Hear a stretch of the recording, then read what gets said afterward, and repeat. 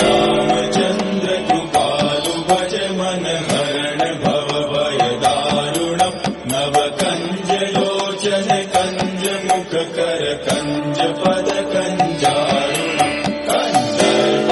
गणित अमित छवि नव नील नीरद सुन्दरम् पटपीत मानव तडित रुचि सुचि नौमि जनक सुतावरम् शिरमुकुट